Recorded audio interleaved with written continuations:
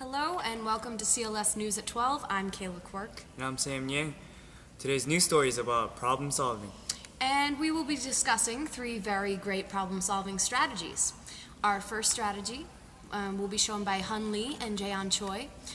They'll be showing us how they used an is versus want strategy. Then Ryan Winter and Hamza Al-Haddad will be showing us how they made a one-step at a time chart. And stay tuned for the ranking priorities shown by Sam Yang and myself. And now over to Hyun and Jaeyeon with is versus wants. Hello, I'm Jaeyeon Choi. And I'm Hyun Lee. I'm an auditory and kinesthetic learner, so making the is versus want chart was very helpful to me. I learned the best through reading and writing, so this chart was also efficient to me. To start, you have to make a chart and divide it into 5 columns. The first column is titled Current Situation, where you describe the problem you have now in completing an assignment. The next column is titled Desired Situation, where you write where you want to be for this assignment. The third column is then titled Action, where you put down the certain things that you think you need to do in order to get from your current situation to your desired situation. Next column is titled Plan, where you write exactly how you are going to implement your actions. And finally, in the last column, you title it Evaluation and put a description of how you will know that you have succeeded in your desired task. I did my is versus want chart for faculty interview project in my CRS 105 class and in my Chinese class. This chart really helped me figure out where I am now and make a plan to where I need to be. For faculty interview project and for current situation, I have to finish my faculty project because it's due on Monday. For my desired situation, my ideal situation is that I want to be done with faculty project as soon as possible so that I can enjoy my weekend. For action section, I'm going to type all the questions and answers, and I'm going to write down the reflection. For plan, first I'm going to finish writing all the questions and answers and reflection, then I'm going to gather all of my annotated syllabus and put everything into a folder.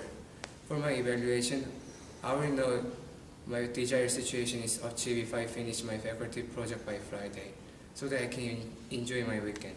Yeah. I did my is versus want chart for my linguistics and writing class. For my linguistics class, I used a chart to figure out how I should effectively study for my exams with minimal distractions. For my writing class, I used a chart to plan how I can complete a big paper that's due in a month. This chart motivated me to try to stick to my desired situation. Thank you. Thank you so much, Hun and Jaeyeon. Up next, we have another problem solving strategy using a one-step at a time chart. Over to you, Ryan and Hamza. Good afternoon, I'm Ryan Winter. I'm Hamza Haddad. I'm a kinesthetic and visual learner. I'm an auditory and kinesthetic learner. Alright, today we have for you the one step at a time problem solving organizer. What you do to start off is you break it up into 4 different columns and you label the first column problem. You put a problem you're currently having. In the second column, what you do is you fill out the consequences. So basically what you do is you fill out what might happen due to your problem. For example, he wrote down oversleeping, and a consequence of oversleeping would be missing class and not doing homework and not receiving all the credit that he deserves. So, and then after you write the consequences, you write possible to-dos, which are possible solutions to your problem. In my instance, oversleeping, I wrote setting an alarm clock, getting into a rhythm of your natural rhythm of just waking up at like a decent time, and also having your roommate wake you up if he is already up for class. Last but not least, the will-dos. So what it is exactly is that you write down the action that you will do, something that you hope to take from this problem to better yourself. So basically what I did for mine was, my problem was I watched too many movies on my laptop. So what I will do is I'll cut down on using my laptop so much. Focus on studies. So overall, the one step at a time organizer is very helpful if you have a current issue you're trying to address, especially for a kinesthetic learner like me, because you're writing it down and going through the motion.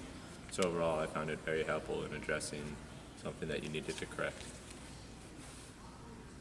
I found this chart useful as well. It helped keep me organized, and I knew my priorities and what to avoid hopefully in the future. So this is the way to go.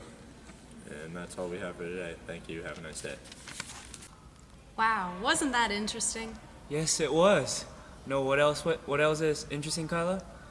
No, I don't. What is it, Sam? Well, Kyla, it's a little thing called ranking priorities. Wow, that is interesting, Sam.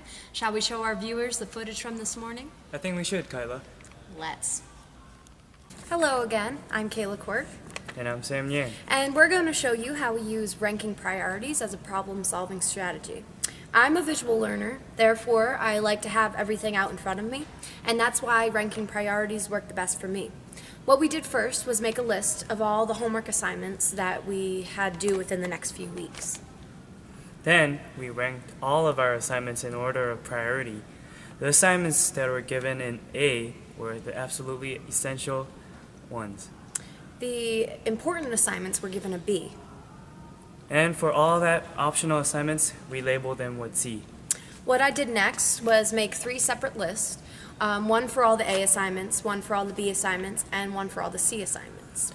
Then we had to rank them in order of priority. For example, I had 3 absolutely essential assignments, so I ranked them 1, 2, and 3. 1 being the assignment I needed to complete first. I also did that for my B and C lists. On my chart, I had a paper due for my theater class, reading due, as well as a poem I needed to memorize. So these assignment dates were sooner, so I put them on my A list. My B list was just all reading I needed to do, but are not due right away. And my C list was a list of plays I wanted to see for my theater classes. For mine, I needed to write the second draft of my essay, and I needed to do that. I needed to do that before I moved on to the B list. I found this to be very useful because I was able to see all of my assignments right in front of me. So I knew what the main priority was, and once I completed that, I was able to move on to the next one on the list. I'm a visual and kinesthetic learner, so having to write down what I needed to do and have it in front of me was very useful. Thank you. Thank you. Wow, that was interesting, Sam. Yes, it was, Kyla. But that's all we have for this week's episode. Stay tuned next week when we discuss exam preparation.